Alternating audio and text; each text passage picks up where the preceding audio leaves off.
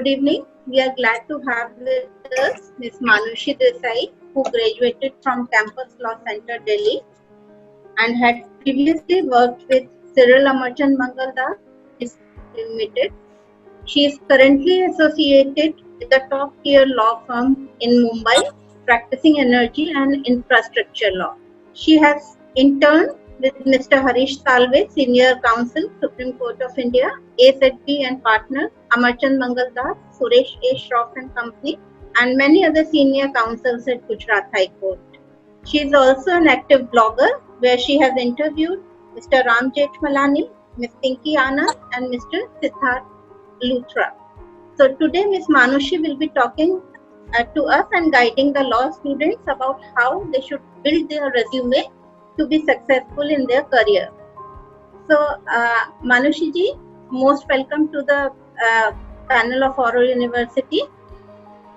And I will start by asking you that how do you get internship in all these top tier law firms? As I have seen, you have done internships with the top tier firms and with the very renowned counsels. So thank you so much, first of all, Shilpi ma'am, for the wonderful introduction, and thank you everyone for joining me on a Saturday evening. I hope all of you are safe, and the purpose of this lecture is to make sure that at the end of it you learn a little bit more about how to move towards your dream job and your dream career. On how I got an internship, it's very simple. It's more about hustling at your age and making do with whatever you have. To give you an example, most of the internships I got have been through being at the right time at a place, or else mailing a lot of people about an internship and then one of them converting into an actual internship. For example, in the case of Mr. Harish Salve, everyone used to tell me that it's impossible to get an internship with Mr. Harish Salve. However, it was very simple for me. Every day after coming home from college, I used to sit and send out mails with my resume and tailored cover letters to a lot of senior advocates. Luckily for me, after a point of time I refined my practice. I understood that it's very important to send personalized cover letters, to follow up over calls, to make sure that the right person reads your cover letter and the right decision maker knows that you are applying. Apart from that, it is extremely important to also make sure that they know that you're interested in working with them, that you can be a potential resource for them after graduation, and that you are dedicated to whatever you are doing, and of course that you will work well with a team. So with Mr. Harish Salve, I one day sat in Google for around 2 hours to find his email ID. Somehow I managed to find his personal email ID online from somewhere. There was some blog that someone had written complaining about the government, and he had marked Mr. Salve in that, which is how I got his email ID. And then I sent him an email. In the email, of course, I attached my CV. Apart from that, I also mentioned the fact that I'm interested about law, that the previous internships that I worked with, which was to make sure that he knew that I had a couple of references, if possible, from the previous internships, such as Anand and Anand, or with Mr. T.R. Antharujina and other senior advocates in the Supreme Court, with whom he would have close contact. And at the end of it, I ended by saying that I would be happy to do it whenever he offered it, which was one of the advantages of working at Delhi University and being in close proximity to the Supreme Court. So that's how I ended up getting my internship application across. For 2 months, I heard nothing, and then one day somebody from college just came up to me and said that there's a spot open because, he couldn't go there. And that's how I ended up getting it, because someone else who wanted to go there dropped out of it, and the 2-year waiting list, which is generally there for an internship with Mr. Harish Salve, translated to something that I could get done in 6 months. And trust me, it was one of the best experiences. I got to work on the Italian Marines case, which was famous at that time. I got to attend conferences with famous personalities who went there, and at the same time, I saw how much hard work that Mr. Salve puts in every conference that he attends. So it was an extremely enriching experience for me. In terms of getting an internship with a law firm, that's a completely different ball game, and that is something that any person who's interested in building a career in law really needs to focus in from day one of your law school. However, it is not too late to start from now also. With a law firm like Amarchand Mangalas or AZB, what they look for is you come through a reference, which is how they can trust you with their confidential work, and at the same time make sure that you also learn more based on the previous work that you've done, because you cannot just go to a law firm in your first year and expect to be given a lot of work, because it's a very fast moving field. So they generally take people in their final year or the penultimate year, and over there they will segregate you in teams. They will see whether you are interested in doing competition law, corporate law, litigation, or else there are very specified fields as well. For example, there is general corporate, which focuses on private equity. There's general corporate, which focuses on pharmaceutical law. So it is very important for you to, when you apply to the right person. That could be someone you know in the law firm, or that could be the HR. However, if you send an email to the HR, you have to follow up quite constantly, and they might refer you to the placement cell of your college. If your placement cell is not associated with the law firm, then it might turn out to be difficult for you. But however, don't worry, there's a way out of this, and that is by making sure you have the right CV. Say for example, you wanted to come in an energy and infrastructure practice, which is what I'm currently doing. We are always looking for more people to join. However, there are 2 to 3 criteria that people generally expect from my team in an intern. First is the ability to work long hours. Second is the ability to work in a team and take down instructions. And third, and most importantly, is the industrial knowledge that you might have. Of course, as a law student, you might not have a lot of industrial knowledge, but you can always build it up by writing research papers, by knowing more about a particular industry, and then applying. If you sent a resume which had 10 papers of you talking about financing for roads and bridges, for example, mergers and acquisitions which happen in the infrastructure space, then I promise you, no partner in a law firm, even as big as an Amarchand Mangalas or AZB, is going to ignore you, because they are looking for people who have a focus and who are dedicated to one particular field. So make sure that you always try and get your internships based on your resume, based on your merit, because it's going to help in the long run as well. And also, don't get depressed or don't feel bad if you don't get through or you hear a no. It means that one particular person has said no, not the entire firm. You can keep trying through different resources, you can keep trying through different portals, and I assure you that you will get through in most of these law firms. So Manushi, this is all about getting the internship. Okay, so then just guide the students how this internship can be turned into a job offer, because the purpose of most of the students of doing the internship, especially in the last year, is to get the PPO from the firm. So what should be done to achieve this goal? Sure. So step 1, you have an internship. Step 2, you decide that okay, you have tried 13, 14 internships or 10, 15 internships, and you have decided that you want to go into litigation or you want to go into a law firm. Then the first thing to do is to keep in touch with the rest of the team which you worked with at the law firm, or the lawyer, their juniors. That includes keeping in touch with the office staff, be it the accountant or the clerk and everyone, because they are the ones who have the ear to your boss, your potential boss. So that is the first thing. The second thing is be happy with whatever they are willing to offer in the first few months at least, because as a lawyer you are generally not in a position to bargain, though I hope that you get a great salary. However, it's always secondary when you are in the initial years of your career. So make sure that you are willing to work even complimentary for a few months if need be, provided it's your dream job.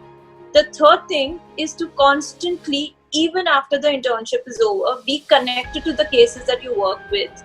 Make sure that you are updated on whatever's happening in that particular office. If they are working on a particular merger, what do you think about it? And that's what you talk about when you connect with them and ask them how they are doing once in a while. And the fourth thing is to make sure that even during the internship, you keep on telling them how much you want to work at their place and how important that job is to you. That will definitely go a long way in making sure that you get a pre-placement offer. However, I must add that even if you do not get a pre-placement offer in the office of your choice, don't be disappointed. Use that experience that you have there to connect with others in a similar field, to go to your plan B, and make sure you keep on persistently moving towards your goal. To give an example, Amarchand Mangaldas was my dream job when I was working and studying at Delhi University. The erstwhile Amarchand Mangaldas, I graduated in 2015 when it was still one law firm. However, I wanted to intern in Delhi or Mumbai, and that was not possible for me at that time. The opportunity did not arise. I ended up moving back to Ahmedabad after studying at Delhi University, where I worked for 6 months with Nanavati Associates in the infrastructure space. I then got an opportunity to move to Reliance Industries, where I worked for another 1.5 years in the oil and gas sector. And based on my experience of working in the oil and gas sector, I got through to Cyril Amarchand Mangaldas in its Delhi team and worked on fantastic deals over there. So I had a gestation period of 2 years before I actually got the dream job that I wanted to do. And it is a similar case for a lot of lawyers I know. Again, the next thing which is very important for you to know is that it's a myth that only National Law School students get the internship or the dream job of their choice. It's very important to know that once you're in the field, once you're 2 to 3 years down the line, no one cares about the law college that you go to. All they care is the number of hours you're willing to put in, your attitude, your soft skills, and your technical knowledge. So if you have these 4 ingredients with you, then your law school won't matter, and neither will your grades matter. So make sure that you are willing to put in long hours, that you have industrial knowledge, and you work with a smiling attitude, which is what generally counts in the long run.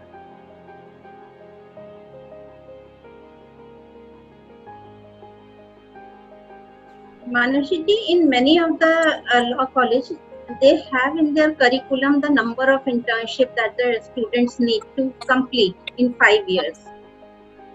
But what do you think, how many internships a student should do to get the success after their law degree in their career? Thank you, Shilpi ma'am. That's actually a wonderful question, because I did a 3-year law course, and in a period of 3 years, I ended up doing 13 to 14 internships because I was very passionate about interning and getting practical knowledge. However, I must add as a disclaimer that this depends on your attendance requirements. This depends on what other submissions you have. And this also depends on your inclination towards having a career in litigation or a judicial clerkship or a law firm where this matters. If you're planning to go for something where an internship might not matter, say for example, a professor, you want to become a professor, or you want to go into research later, then please first of all decide what you want to do very early in your career. Once you have decided that you want to pursue, say, a law firm or a litigation, then decide who are the top lawyers you want to work with. You want to start working with a small lawyer, a small law firm where you can get a lot more hands-on experience, or you want to work in a big law firm where you can get you can be a part of big deals. That's something that you have to decide. So once you have decided the place that you want to work at after interning say 2 to 3 times, after that you decide which lawyer you want to work in for particular. Try to get a chance to work with that lawyer. And so I would say that there's no finite number that you can put on the number of internships that you're supposed to do. At the same time, make sure that you're very sure at the end of your law student career that, okay, this is what I want to do, and I don't have to change midway in my law career about how I want to switch from, say, for example, litigation to NGOs. While it's a very healthy decision to make based on whatever experience you're gaining, I have seen that it always helps in the long run if you decide your specialty early on in your career. Okay, Ayushiji, nowadays online internships are offered, and many of the students are doing internship when they are not on the break. So, how to then manage between your attendance, submissions, and internship also? So, what do you suggest about that? Doing internship in the course of the semester? That's a very interesting question, and I have also been a victim of it, so I'm not going to play goody two shoes, but I will tell you that I'm also a victim of binge watching TV and socializing more than required with friends, spending more time on Instagram and Facebook. But at the same time, if we put a stop on the amount of time we spend binge watching or spending on social media, then you will find that there's a healthy amount of time left to do even more after you have all the projects, after you have online internships where you require submissions, and after you have all the other commitments to your family, to generally, and being healthy and exercising and everything. Also, one other thing to know is that, for example, if you have an online internship where you're working on, make sure that you know with your senior what is the amount of time you are required to spend on research. Of course, it's always going to be till you find an answer, but in law, it's a vast field and the answer might not be found. So it's always a good idea to keep on asking your senior whether you're going in the right direction. Say, for example, in a research paper, if you're drafting something, make sure that the senior doesn't have to redraft it again. So that will also save you time, because you'll have to keep on proofreading and checking it again. So constantly be in touch with your senior. In terms of the projects you're doing, the worst thing is procrastinating. Most of the times, the reason everything builds up is because you want to procrastinate and only do everything at the last moment. If there's a dissertation due, we are not going to start 3-4 months in advance. Most of us will start in the last 10 to 15 days or a month, which is something also that you can avoid, and constantly be in touch with your professor to know what changes are needed. And of course, classes are very important, and make sure that you attend all of them. If there is time within classes, say for example there's a 10 minutes time where the professor doesn't come or something, you can always take that time to continue doing your work which is required for online submission, etc. If you're transporting from one place to another, which takes a lot of time, then I suggest you use that time, you use the smartphones that you have, your other devices to work even during transit. That's going to save you a lot of time. And of course, make sure that you constantly try to evaluate the amount of time you spend, say, on your phones with your friends, to make certain decisions as simple as what am I going to wear today, what am I going to eat today.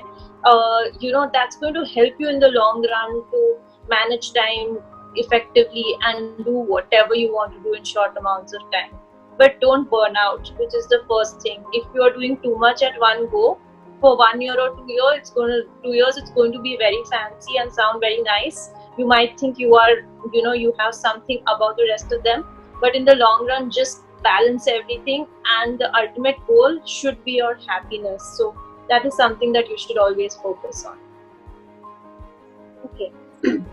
So one more thing, lot of stress is put on good grades, one should obtain good grades in their exams. So, what do you think? What are the qualities, top qualities of a law student or a good intern, and what role these grades play in them? Again, good grades are definitely given a lot of weight in an internship application, in a resume. Wherever you go, if you're applying for scholarships, if you're going to a top tier law firm, if you write you are in the top 5% of your university, that definitely means you are standing out amongst the rest of them. However, not everyone is inclined towards learning in a particular manner. Some people also want to focus on the practical aspect, or are more inclined towards moot courts or debates or research papers than they are on the curriculum. Law firms and lawyers tend to forgive such people. It's not always important to have good grades, even if you want to work at the big law firms, because what is important there is to have a balanced CV. So make sure that you are able to say why you do not have good grades. It could be reasons such as I was focusing on internships at that time. This is what I can prove at the end of internship. Apart from my technical soundness, these are the research papers I have written. These are the moot courts I have attended, and other reasons that you might have. Also, it's an important thing that if you do not have good grades, then you can separately write a statement of purpose explaining whatever you're doing, what your mindset is when you're thinking about why you are focusing more on the other aspects rather than on grades, and then moving ahead. But rest being said, grades are one of the single most important factors in determining your career at an initial stage. Once you're 2 to 3 years in the profession, no one is going to look at your college grades. Your school, your merit, whatever you got in school is definitely going to be forgotten much early on. So make sure that you understand two things. One, grades are definitely important to get through to the first phase where you are right now and where you're aiming to be. And at the same time, don't be disappointed if you do not get the best of the grades, because 2 to 3 years down the line, grades are not going to matter for a law firm job. Okay, one question from the attendee I am taking here, because it's relevant at this point in time. So she's asking, what is the best year to start the internship in the 5-year law courses? So I know some of the curriculums mention the structure of internship also. Like in our university, we want our students to do internship after every semester. So after the first semester itself, the student goes for internship. So what do you think from where this structure is not there in the curriculum? In which year a student should start interning? Start when you're studying for CLAT classes, I would say. Of course, it's not going to be an internship at that time, but my father is a senior advocate in the Gujarat High Court, and I see a lot of people who are studying CLAT come and shadow him for 2 to 3 weeks. That means that they basically just go wherever he's going, attend the conferences, hearings and everything, and that way they start building up exposure to the legal world. That being said, it's never too early to start. If you have a curriculum in place, that's a very well thought out way of knowing where to intern and which internship to take, and that is definitely going to help you tomorrow in increasing your exposure and at the same time sticking to the curriculum. Apart from the curriculum, if you still find that you have some more time to do other things, then please focus on doing internships. Also, when you're doing internships, if it's a vacation and you get a chance to intern in Delhi or Mumbai, please take up that opportunity, because the kind of culture there is in terms of professionalism, in terms of working, is a world apart from what I have observed, especially being from Gujarat. One thing is that when you are working in Delhi or Mumbai, your background doesn't matter. Whatever you're doing, which college you're working, doesn't matter. It just matters the amount of work that you're willing to put in. Second, it matters in terms of timelines, how soon you're doing something and everything. So make sure that whatever professionalism is there, you can adapt from it, and it's definitely going to help you in the long run. And start as early as possible would be my advice. If you're not able to get internships because you have to attend college, or you have other commitments, then there are a lot of portals offering online internships. And especially now, because of the corona situation, I am thinking that there's going to be a lot more preference for online internships given social distancing norms and everything. There are a lot of posts that I see on LinkedIn which are offering online internships, so just take them up as soon as possible, because that's going to help you increase your exposure and learning how to think like a lawyer. Okay, next thing which I need to ask you, at what point one should decide to specialize in relation to internship, what type of internship one should do. So specialization, is that specialization important, and at what time it should be done?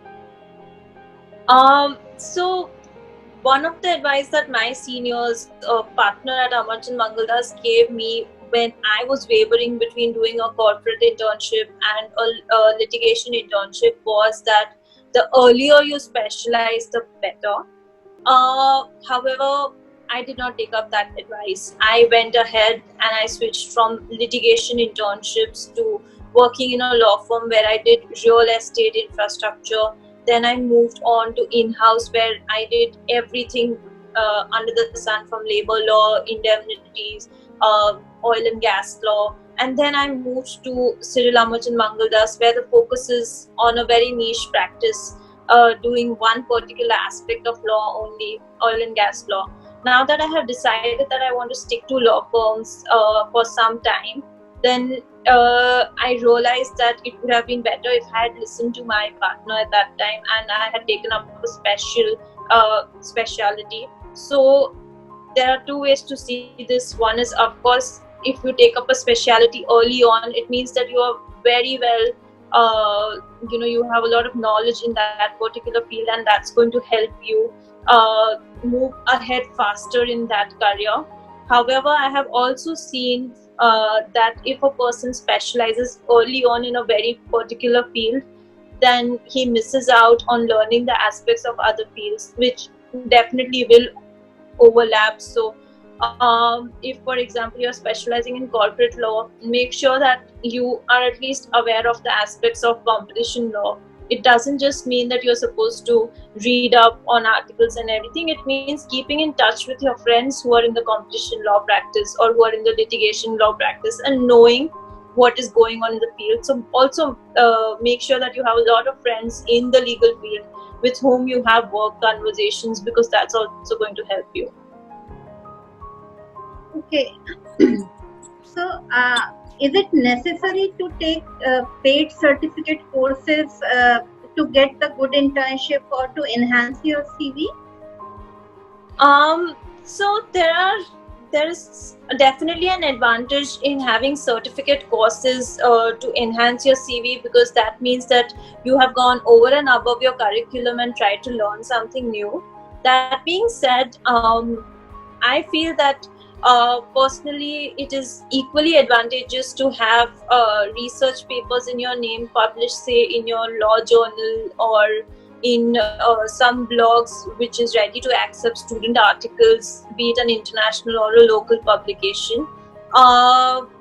Again, an advice that was given by one of my seniors is that writing research papers is the cheapest way to learn law and the best way. So sometimes the certificate courses are very expensive and they might not be friendly to the pocket, and in such cases it is definitely important to know that it is equally a good idea to write research papers to get the similar amount of knowledge, and stick to one topic when you're writing it. So at the end of it, when you have written 10 articles, you know subject in and out. To give you an example, when I started law, I did not have any idea what projects law means, which is what I'm practicing right now.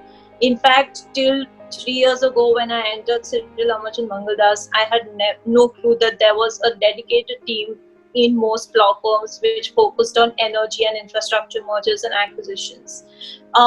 If I had known earlier, I would definitely have spent more time researching and knowing more about the subject. So yeah, it would have helped me to do a little bit of specialty courses at that time also. So now I know that there are a lot of online portals offering such specialty courses. So definitely go through the curriculum, see if you like it, try one course. Also make sure that you do it from a very well reputed college or a online platform, and then if you can still assess it, that if it is not something that is friendly to your pocket, please go ahead and write a few articles, because I promise you it's going to carry the same amount of weight when a person looks at your resume, because that is equally important.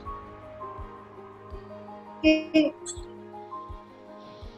Now, what are your suggestions to the first generation lawyers to ensure their success? So the good news here is that first generation lawyers don't have to worry about or be conscious about the fact that they do not have anyone in the law field except a distant uncle or a distant cousin, because most of the times when you enter the law firm, pedigree does not matter. Maybe in litigation for a short period of time you will be known as so and so son or daughter, but in the long run it is definitely going to be your technical knowledge, your approach towards your peers and your network, your ability to get things done, which is going to matter. In fact, I would say sometimes it's a disadvantage for second and third generation lawyers to enter a field thinking that because they've had dinner table conversations with their family who's into law, something that they would know a little bit more.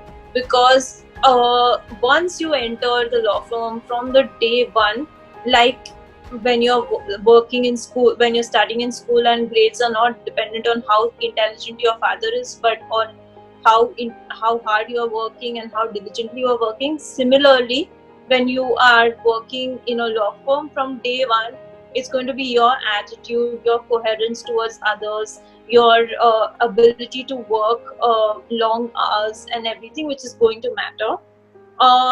You might have heard that, oh, he's the son of a lawyer, which is why he's getting a lot of opportunities and everything, or else he has a godfather, which is why he's getting it. Most of the lawyers I work with right now are very successful. Most of them are first generation lawyers, and most of them have worked 14 to 15 hours a day to reach where they are, and which is the reason that they have gone there, and it is not dependent on who their father was. To give you another example, I interviewed Ram Jethmalani a couple of years ago when I was a student at Delhi University, and I remember him telling me how he got successful, which is something I would like to share with you. If you get some time, please visit my blog desaimanushi.blogspot.in to see the entire story. But what he said was that he worked 14 to 15 hours a day, and most of the work that he did was pro bono. 90% of the work he did till the time he was 90 was pro bono, and he only charged 10% of his clients. He also was a lawyer since he was very young. He was one of the youngest lawyers in the country.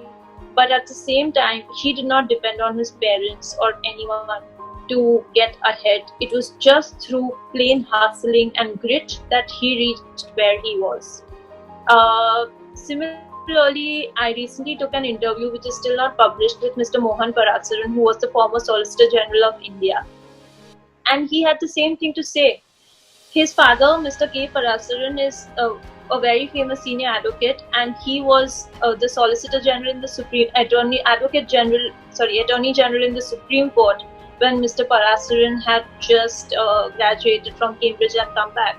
But it did not matter to him, because for them it was difficult to even have 2 times food on the table for a long period of time. And when he was working in Tamil Nadu, although his father was practicing in the Supreme Court as an Attorney General, he still had to work 14 to 15 hours.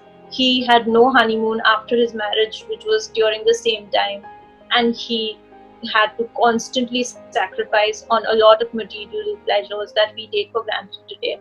So definitely it won't matter to you if you're a first or a third generation lawyer. All that is going to matter is the amount of hard work that you're willing to put in and how much you're willing to discipline yourself to keep on working that hard. Okay, Manushiji, you speak about the networking. So how important is the networking for a law student? Networking, first of all, let me tell you, there are different aspects to networking. You have social networking, you have professional networking, and then you have some, non-online, like physical networking, where you basically go out there and meet a lot of people. Now, this depends on where you are. Say, for example, if you are in a place like Delhi or Mumbai or Ahmedabad, where most of the lawyers would be of your dream job, like if you want to work in a law firm and you're based in Mumbai, then definitely please go out there and network. Don't just restrict yourself to virtually networking through LinkedIn or some professional networks. However, that not being possible, please capitalize on using LinkedIn. Please make sure that you have a very professional a CV, a resume also on LinkedIn, and have a professional photo, have your designation right. Say you're a student at Oro University, say that this is what you have done, this is what you're passionate about. Use the 500 words bio that they offer on the top to describe what you're doing. Connect with people you are interested with. Keep on reaching out to them. Ask them questions. LinkedIn offers a feature called Mentor to use, where you can choose your mentors and they can coach you through LinkedIn. So use that. Apart from that, reach out to your alumni, reach out to people in your network.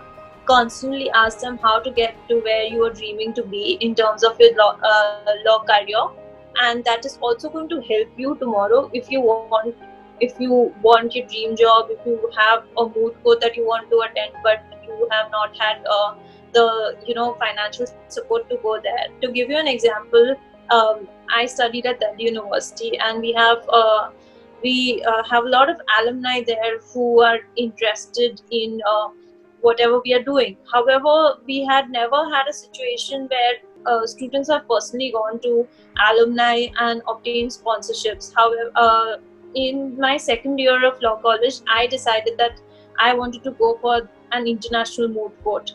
However, it was in Europe, and it was not something that I could afford. So, through a recommendation from my principal in charge, Ms. Usha Tandon, I approached the Solicitor General of India and the Additional Solicitor General of India, who were both alumni of my college, and they sponsored my international moot court, and I went ahead and represented Delhi University for the very first time in an international moot court. So it is definitely important to be in touch with your network, to make sure you're building up the right kind of network. And law in the end is all about references, like any other field. Word of mouth matters. So also your network should not just restrict yourself to strangers on the internet. Your professors are the best way to build a network. Make sure that you tap into the knowledge that they carry and use their help also to reach where you want to, and be in good terms with everyone. It's going to help in the long run. So what role does soft skills and personality play in getting the dream job or in getting the dream internship or good internship?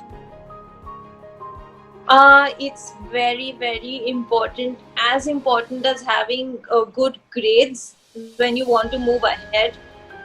Soft skills include something even as basic as learning Microsoft Word.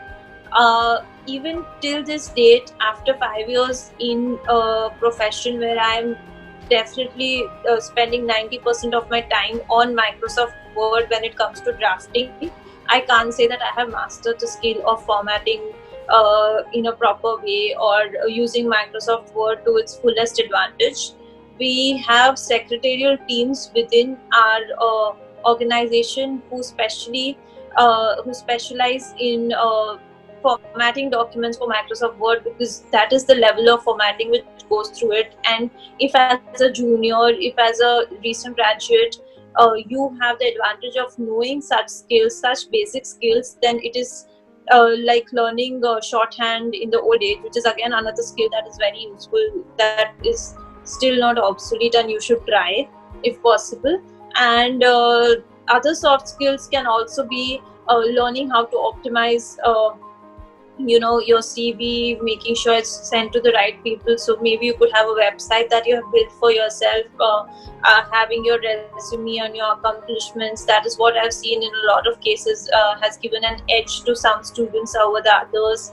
Other than that, soft skills can be something like debating properly, or having something very niche which can help others, like learning photography also has helped. Like you go to all these law parties and you offer to take photographs. It's something that a lot of lawyers like, that you are able to take professional photographs for them or something. So that matters. It's a bridge to networking with the right kind of people. Apart from soft skills, also make sure that you are passionate about sports and a few general topics which you can discuss with other people. In terms of personality, make sure that you are not someone who's a little bit of a grumpy person to talk to, or someone who's an introvert and who shows the fact that he or she doesn't like to be in a team, or doesn't like to work well with others and wants to work individually. Because in the end, every case you do is not going to be something that you do on your own. You will have to work with a team. You will have to have a personality which is pleasing, which in the midst of all the stress, in the midst of all the time that is going to be spent on doing and redoing drafts based on the client requirements, based on the seniors requirements, you have a pleasant smile on your face, you keep your thoughts to yourselves, because in the end it's the seniors recommendation which is going to matter to you. So always make sure that your personality is pleasing. Even your online persona should be nice. Please don't put up a lot of photos on social media where you're seen indulging in drinking or smoking, or partying a lot, because the truth is that even if you join as an intern in a law firm, the associate is bound to do a general Google search on you, see how your online social media presence is. So generally make sure you have a LinkedIn ID, which is the first thing which would pop up when you have when someone does a Google search on you. If you've written a few articles, then they would also have a good chance of coming in the first results for you.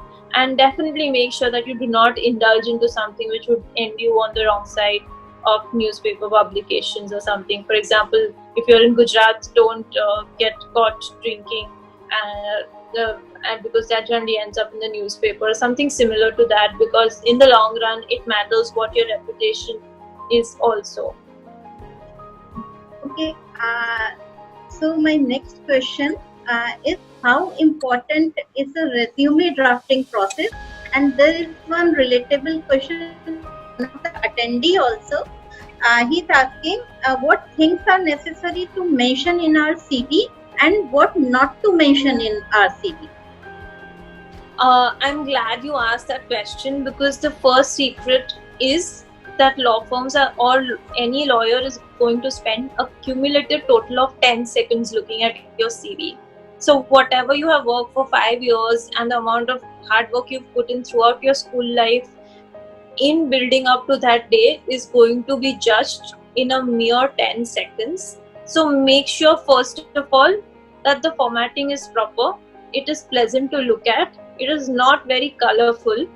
Having said that, in terms of the content, the first thing is, please put in the fact as a young lawyer, as a fresh graduate, that you're a graduate from so-and-so university, in your case the Oro University, and then you started. Please do not end by saying that penultimate lawyer student or final year law student at Oro University.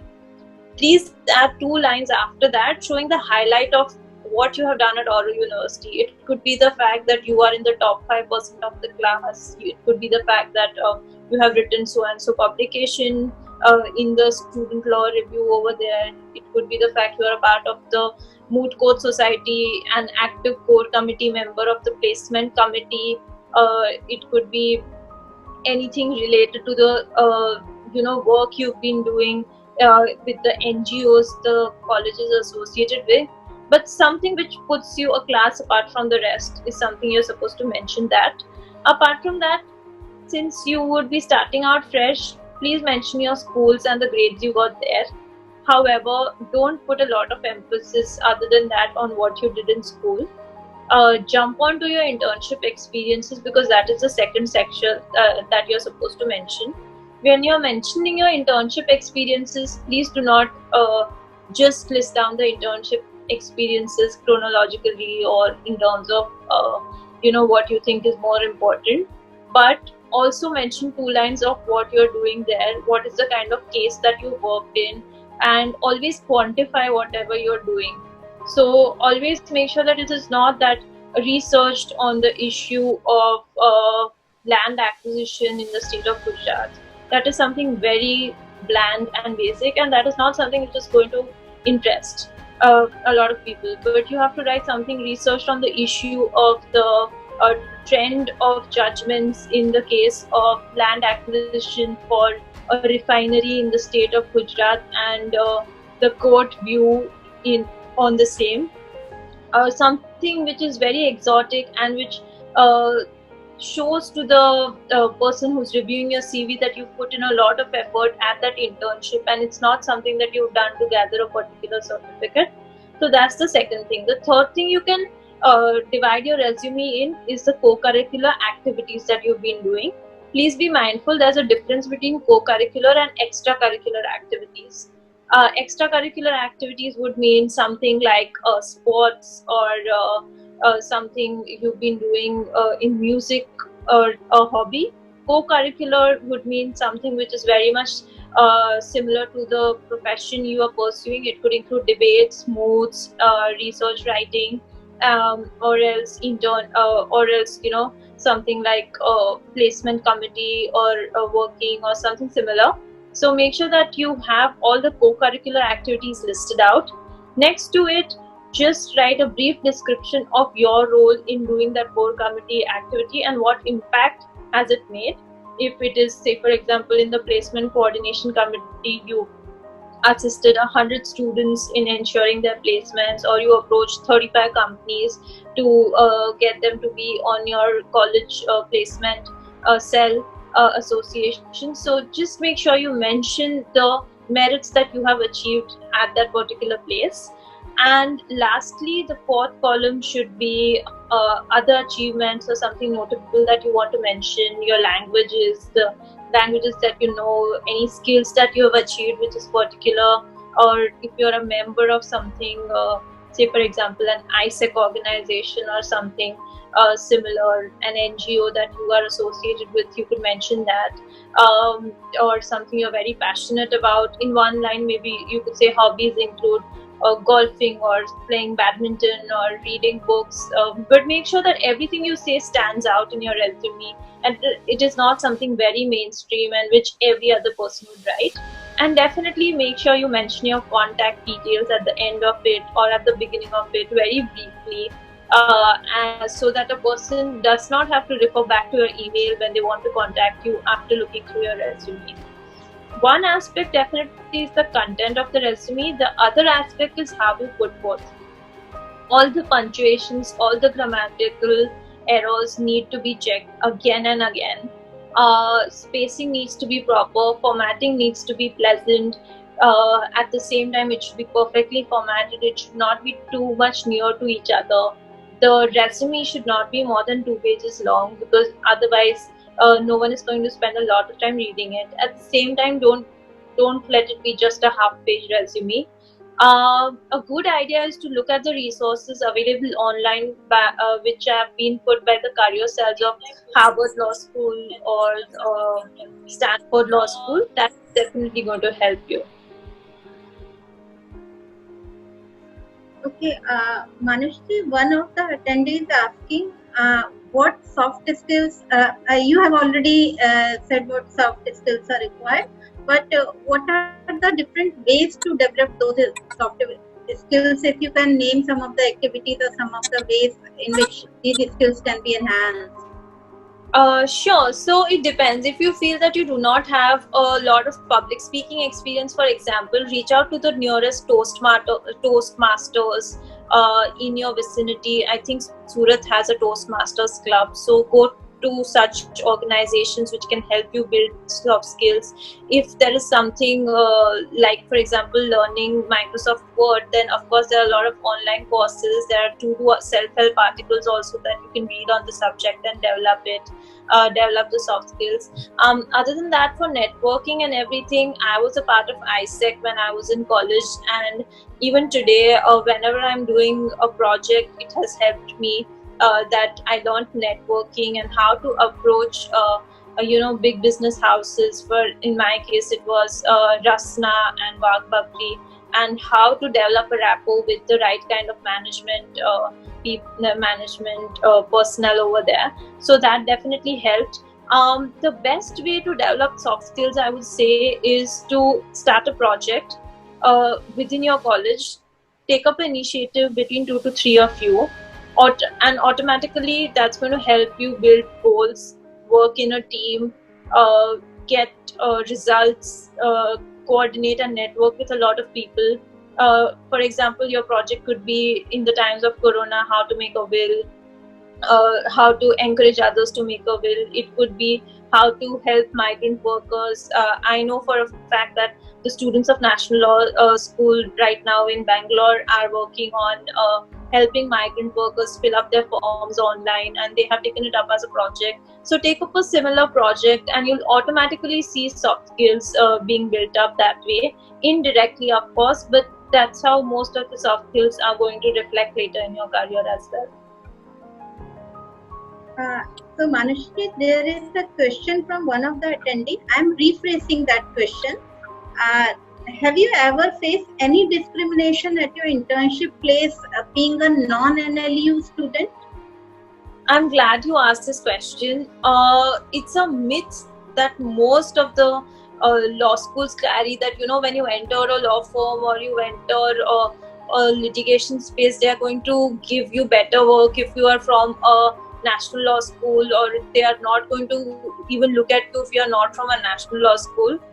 That is not true. Trust me, I have interned at AZB, Karanjawala, Anand and Anand, and Amarchand Mangaldas amongst the law firms, and even otherwise I've interned with the Solicitor General, I've interned as a judicial clerk in the Supreme Court also, and at all these places 2 to 3 things are there which stand out.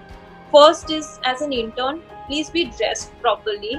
I cannot emphasize on the number of times that people are discounted because they have not worn the proper clothes and seem to walk around as if they are socializing and not working in a professional environment. Make sure that you always listen to what your senior is going to tell you. You are going to be making an impression on them in the first 2 to 3 days, and that impression is not going to be dependent on the quantity of work you do or what work is given to you, but it is going to depend on the quality of work that you give back to them. In 2 days, if you come up and say you do not have an answer to the query that they've posted, then you have to validate that. You have to say why there's not an answer. You have to build up your case. You're supposed to have a strategy note ready. If you are giving judgments to your seniors, please make sure you just don't pick up a judgment from Indian Qanun and give it to them. It should at least be an SCC or a Manupatra copy, to say the least.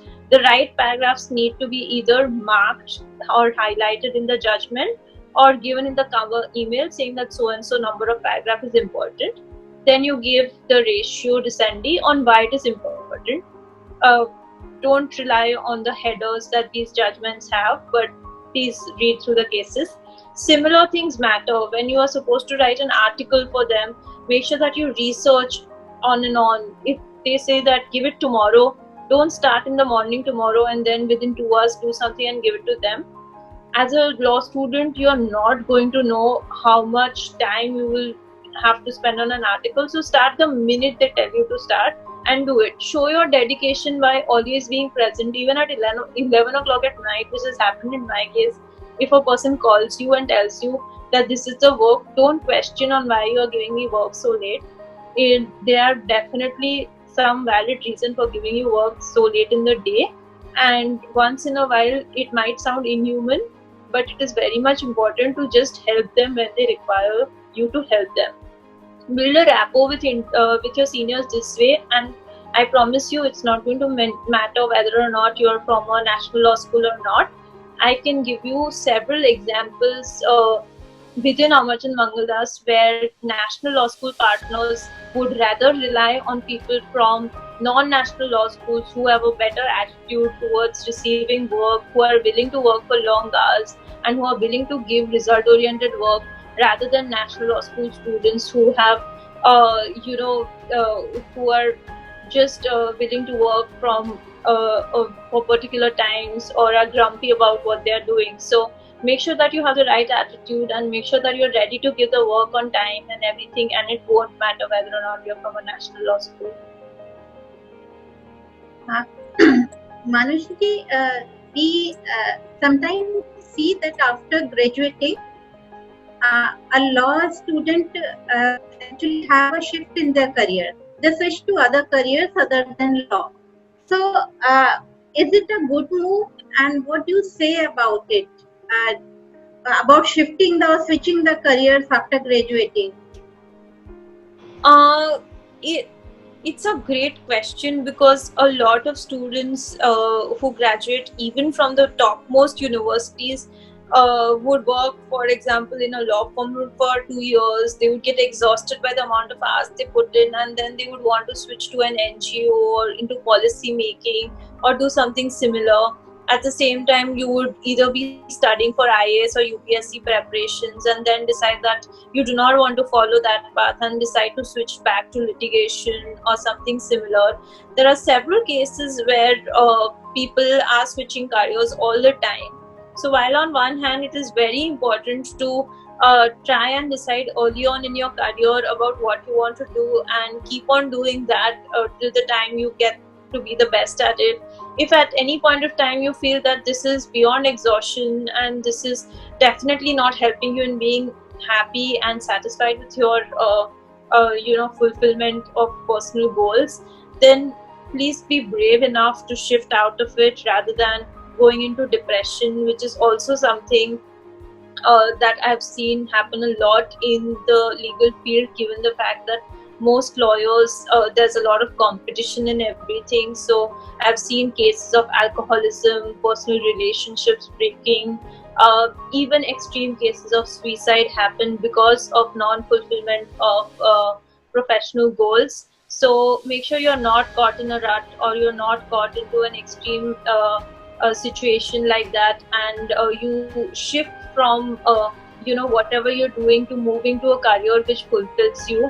And there are several cases where a person has moved out of one field and gone to another, and because of being conscious of the fact that they have put in lesser amount of time than the others working in the field, they've been able to do better, and at the same time it has given them a sense of fulfillment. A prime example of this is the fact that you work in the legal field, say for example in a top tier law firm, and then after 2 to 3 years of working very hard, you move towards the litigation space, and I have seen people flourish over there.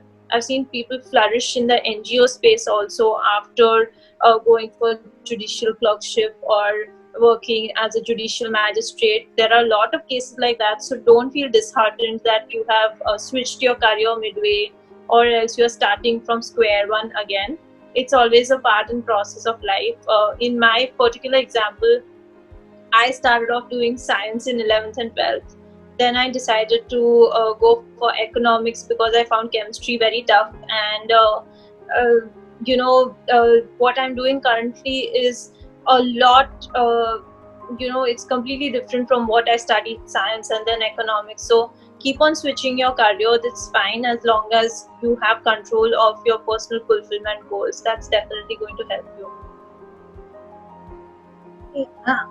Manushi, just want to ask, what is the importance of LLM? And one related question is from one of the attendees. What would you suggest, LLM from a foreign university or LLM from India itself? That's again a very important question, because LLM is on everyone's mind, and everyone wants to have that extra amount of the extra amount of study oriented goals for their CVs. So a lot of people are ready to spend even on a loan around 1 crore rupees, which is the average cost it takes for doing an LLM in the US, or something 30 to 40% less in in UK, or now Canada and Australia. However, I must add that if you want to work in the litigation space or in the law firm space in India, and you're planning to come back to India, then doing an LLM is redundant completely, for the simple reason that law firms do not consider your LLM example unless you translate it into more work for them, which at your young age you won't be able to unless and until you reach a partner designation. So for them it's just an extra degree, and they would rather want you to gain the practical experience with that. Foreign LLM definitely makes you more professional. It gives you exposure to a different kind of a network which you can use later in your life. It can also help you to learn how stuff works around the world, how international law functions and everything. So it is very much relative to what you are doing. But at the same time, for most of us, it's very expensive to go for a foreign LLM, and you will be happy to know that most of the successful law firm partners, litigation lawyers that I know, have not done LLM from foreign law firms, or have done it on a full scholarship after putting in significant number of years in the profession and then gone for it. So don't take the risk unless it's absolutely necessary, or it's something you're very passionate about going on abroad for a foreign LLM. Use that time, those resources in building up your law practice within India, and then moving ahead, because that's definitely going to help you. I personally evaluated going for a foreign LLM, and then decided to focus on my studies for some time, and ended up doing an LLM from Gujarat University while working. So that was a personal choice for me, because I also had the dream of doing an LLM to add to my CV, and at the same time it was an extremely expensive decision to take very early on in my career, and I did not want to burden my parents with it. So I decided to postpone that decision, and I'm very happy now that I chose to focus on working on my practical skills, enhancing my job experience right now, because especially right now, given the situation, it's going to be very difficult for people to come back from an LLM and get a job immediately. In countries like UK, London, in UK, Singapore, my friends who've gone for an LLM there also, they find it very difficult to find jobs and everything, and end up coming here and working at the same level. In fact, they miss out on a year because they've gone for an LLM when they come back. In terms of whether or not it is important to do an LLM even from India, it definitely widens your perspective. It makes you think more in terms of having a research orientation, and in the longer run, any effort you put in anywhere is going to be helpful, but it depends on what you are wanting to do, which is more important than actually doing an LLM. So for working in law firms or working in the litigation field, LLM doesn't matter. If you want to become a professor, please do not ignore doing an LLM. It's very important for you to do an LLM to become a professor. So make sure that you do it, and you do it to the best of your abilities in that case. Thank you very much, Manushiji. I think we have covered all the aspects of how a student should build his or her resume. I don't find any other relevant question here. So I thank you for guiding our students and hope that you will be interacting on a regular basis with our students and guide them for their bright future and a good career. So I again thank you for being with us and to spare your time for our university, and I hope we will be having you in our campus once this lockdown is over and everything normalized. So thank you very much for being with us. Thank you so much, Shilpi ma'am. It was a pleasure talking with you and for coordinating this event. And thank you for everyone who chose to attend it on a Saturday evening. You can always connect with me. I'm available on email or else I'll share it with you.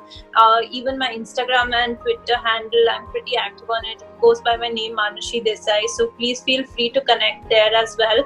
And I'll be happy to interact more with you. And once the lockdown is over, definitely come down to your university. Thank you once again, Shilpi ma'am, for hosting this session. Thank you, Vishwa, for also hosting this session. Thanks a lot.